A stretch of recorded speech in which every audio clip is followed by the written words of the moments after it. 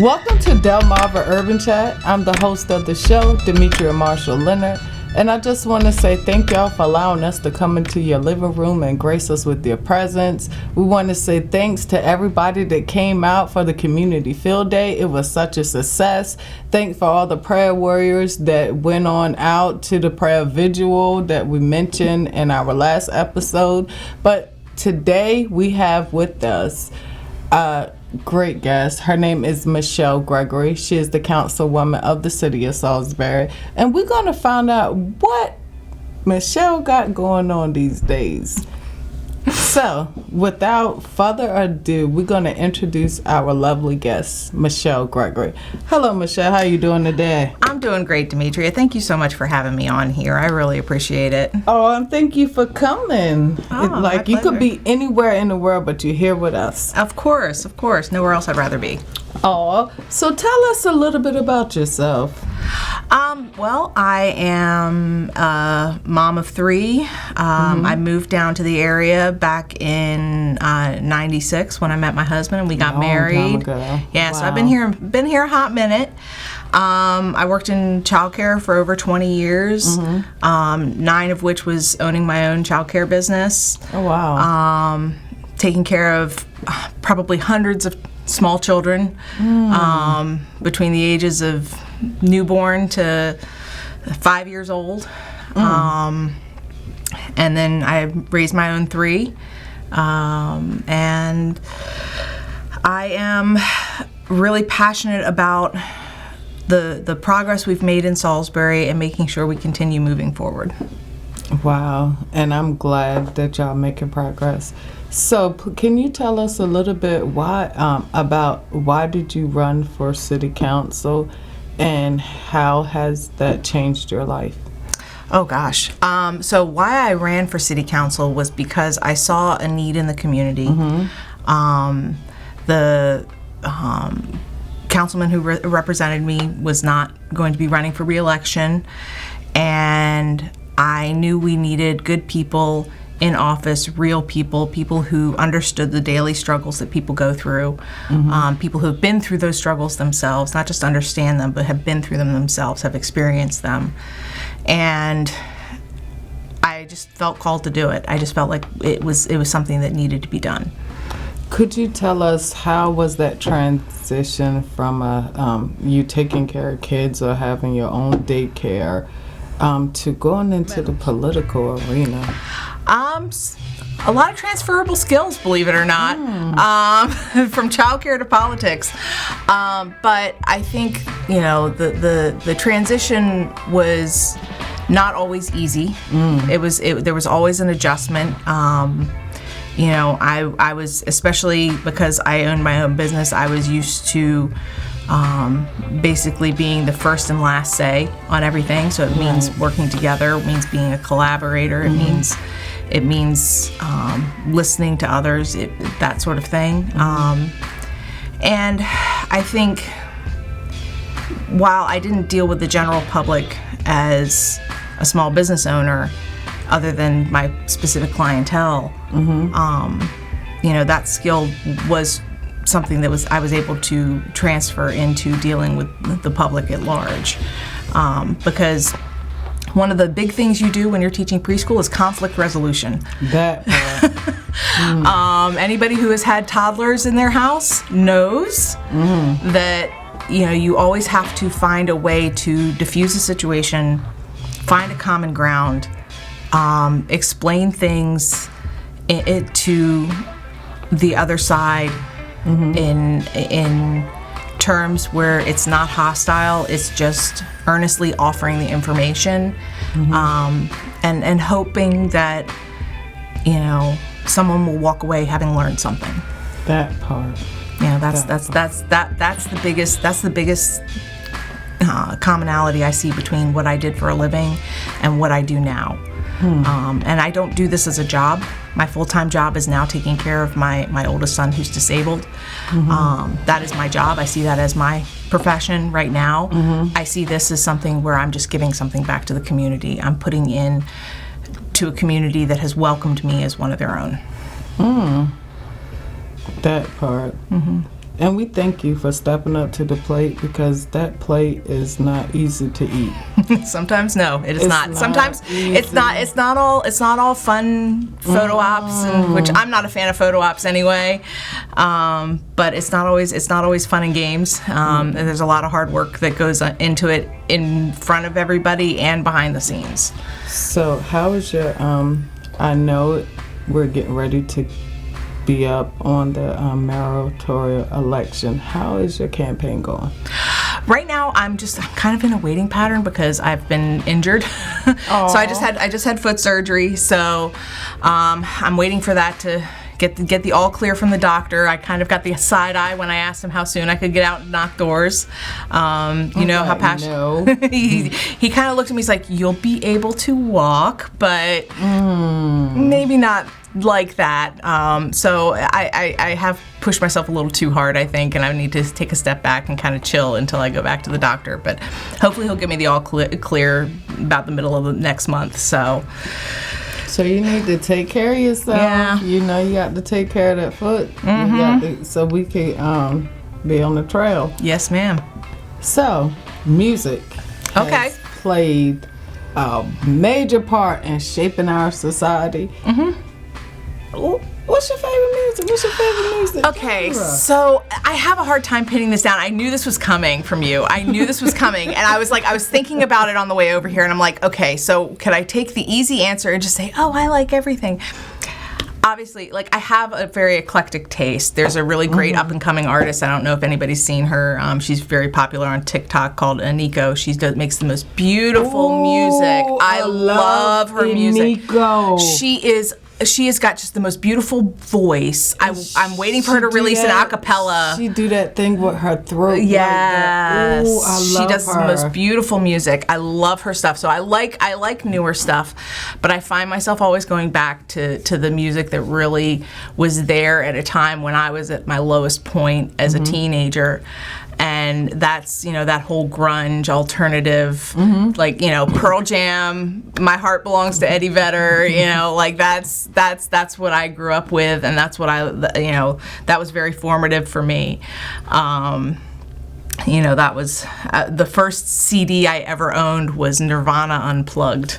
Wow. So like that's kind of my standard, core music that I listen to, but I listen to a lot of stuff. So I listen to a lot of newer stuff. I listen to a lot of older stuff.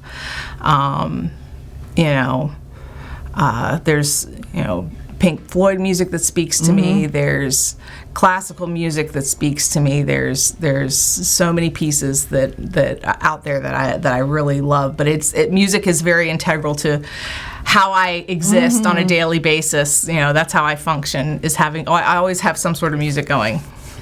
So I know y'all see me over here with this big smile. I just want to check her music skills. I'm gonna do this. If she picks it up, she picks it up. Okay. If she Oh, now don't- I'm nervous. If she don't, she don't. I Okay. mean, this Yeah. is in the mix. Okay. Okay. Oh gosh.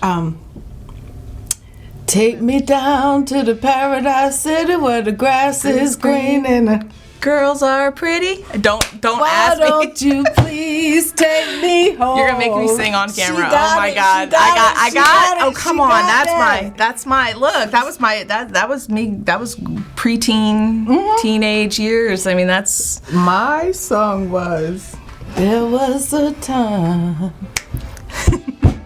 When I Was So Broken Hearted. Love wasn't. Come on. Oh gosh. I know. You're not getting me. You got me once. I'm not singing again. So that I'm gonna tell you something. I was really big on Aerosmith, Zombies. I want to say the Cranberries. It's in my head. I was big on a whole. I like as the '90s came. I like Ace of Base. I like them. Meatloaf. Yes. So my style of music is eclectic too. Sometimes you'll hear me playing country. Sometimes you'll hear me playing hip hop. Sometimes you'll hear me playing classical. There you go. I like music. Yep. Okay. So Michele passed that round. Oh, dear. And I'm not gonna do it to her no more. We're not gonna do that. But we are going to ask her, what is her favorite food? What is her favorite places to eat? Okay. Because we love to eat over here. Oh, okay. So I love, there's a lot of things I love. There's a lot of great places to eat around here. One of our favorite places to go, my husband and I, for like date night is Ginger House. And where? That is here in Salisbury. It's Ginger House. They're over in Twilley Center. And they have the best sushi there. The best sushi. I tried sushi. Did you? Did you like it? I like the cooked sushi. Okay.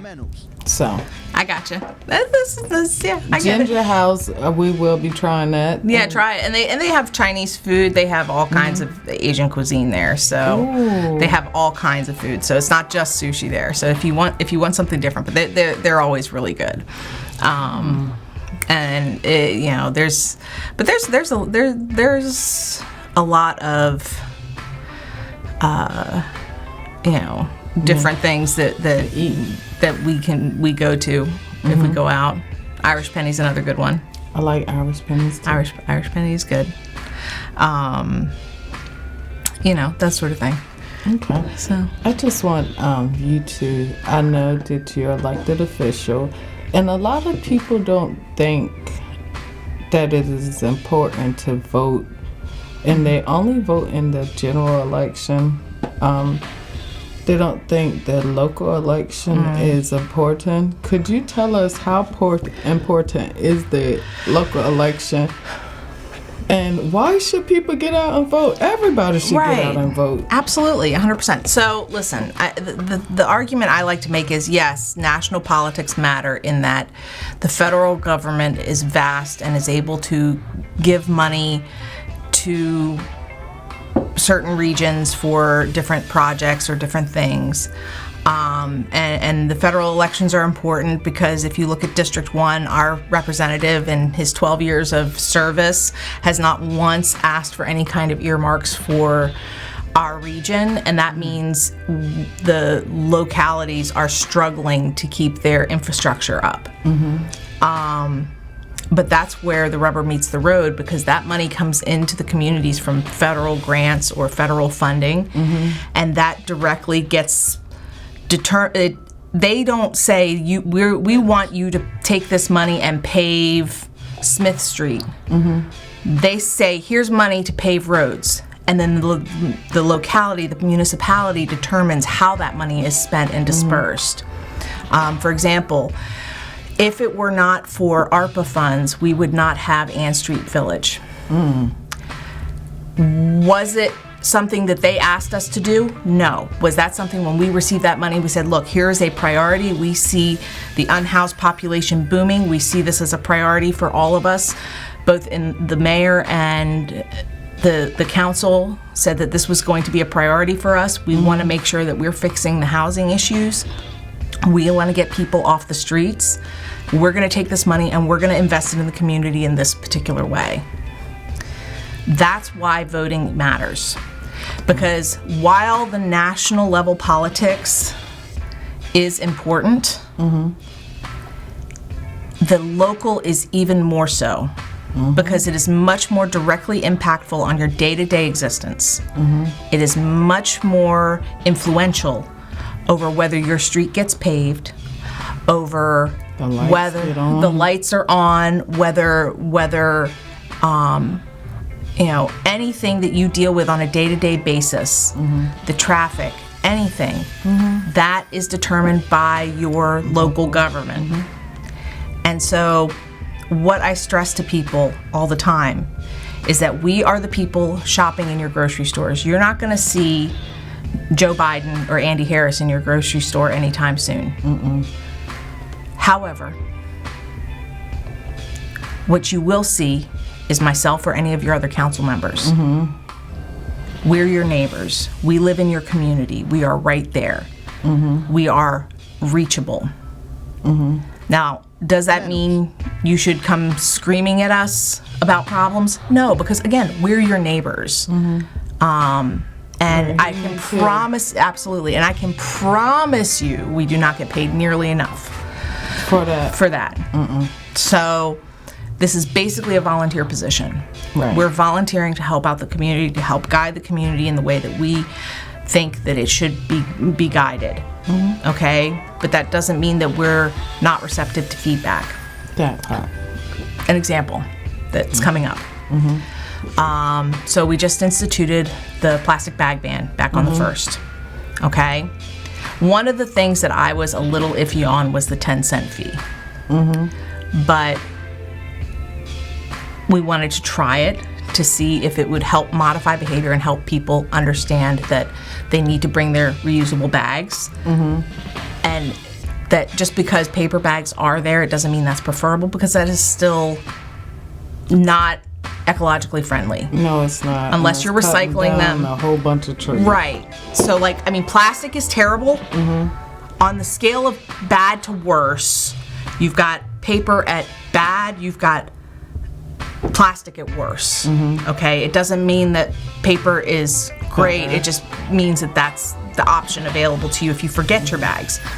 We're hoping people remember to take reusable bags.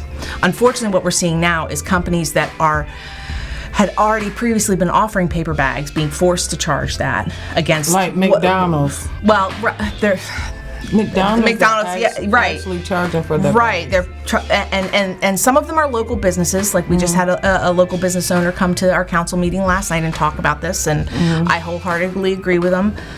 They've been offering paper bags since the 70s, and now they're being forced to charge it. So that is crazy. Right. So this was my concern with that particular part of that legislation. However, we wanted to get this passed. It's been a month. We're going to take stock in it. We're going to be looking at it at the next work session, and I'm going to advocate to remove that. Okay? But we've had feedback in the community, and like I said, this was something that you've got places like McDonald's, which frankly, they don't need to charge 10 cents for a bag that they were already offering. That part. And what makes it worse is a lot of these companies are putting it in as a tax. We do not see that funding. That funding is kept by the company. We don't see that money. It's not a tax. That money stays with the company. It's to encourage them to switch over to the paper bags. So there have been problems that have arisen. We're going to go back and reevaluate. Right. And that's something that, based on feedback from people locally, we're going to do. I'm not sure the last time we were able to, or anybody was able to influence their federal elected officials in that manner. And that's because we live in the community. We want to be good neighbors. And that's why I advocate.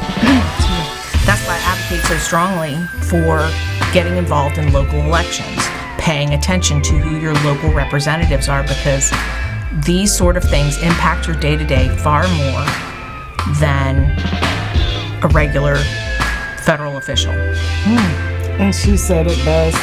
I always tell people that everything in this country is really operated by politics.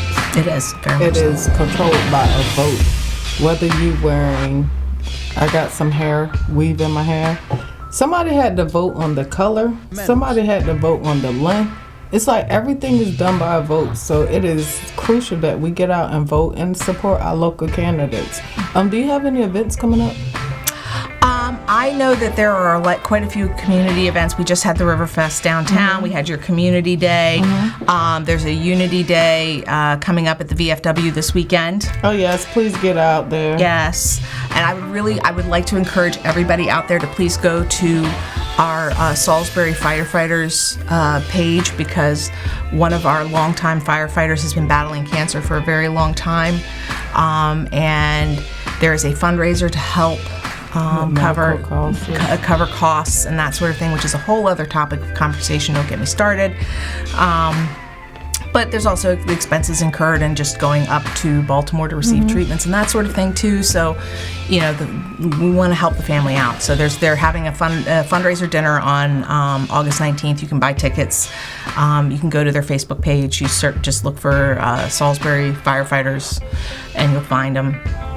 Salisbury Fire Department.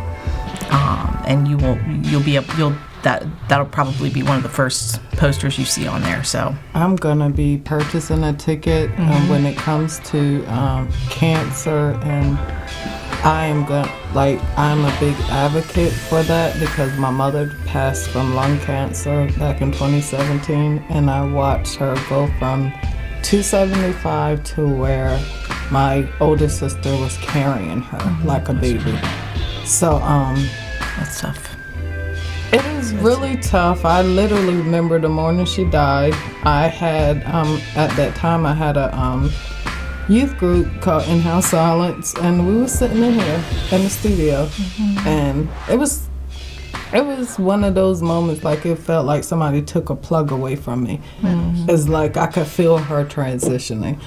And like, I would love to support that, and please support your local first responders because they do a lot. They put in work. They really do. I'm not going to fight nobody's fire, but I'm going to support somebody that's going to fight the fire. These guys put themselves on the line every day, yes, and that's why another reason why we were so adamant about making sure that we were getting the labor code changed for the city. We will be the second municipality, as far as I know, the second municipality in the state of Maryland to have all three branches of government, the fire, police, and general government, unionized. I think some have just fire and police, or some just have general government, but I think Baltimore is the only other municipality. But we felt really passionate that we need to protect our workers. Without them, your trash doesn't get picked up. Without them, the calls for fire, EMS. Like I said, my oldest is disabled. We're heavily reliant on our EMS workers in our house. And anybody else who deals with disability or has an elderly family member, you want those EMS workers to be able to get there quickly. And the only way they can do that is if they're well staffed.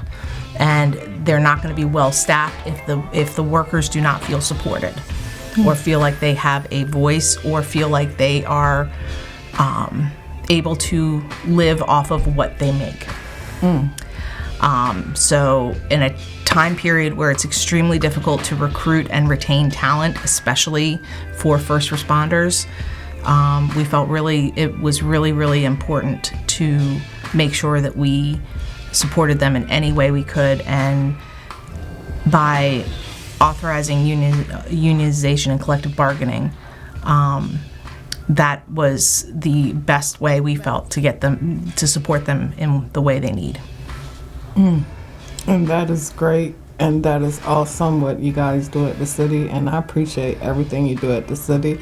Do we need to grow more? Yes, everybody does. Do we need to make more improvement? Yes, who doesn't? Who doesn't like that? There's and always we something. thank you. We thank you for stepping up to the plate and coming on our show. Of course. With your hurt foot.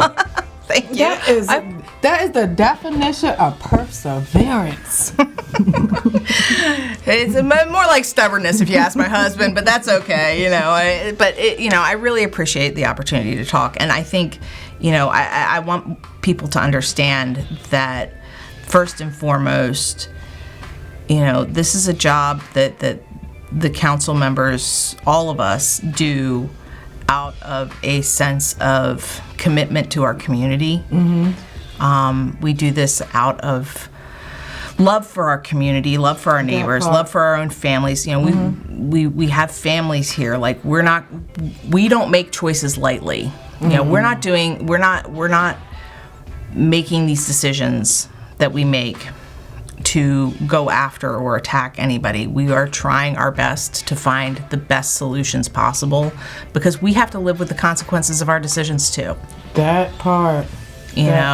So when people come and yell at us about something we've done, trust me, we're experiencing it too. And not one of us is independently wealthy. We all work or live on fixed incomes. So that's I just wanted to put that out there as well. And you heard it right here on Delmarva Urban Chat. Thank you so much for coming and joining us and allowing us to grace your presence. Please don't forget to get out at the VFW. It's Unity Day, and you know how I 12 feel. o'clock. Unity is everything. Everything. See y'all. Deuces.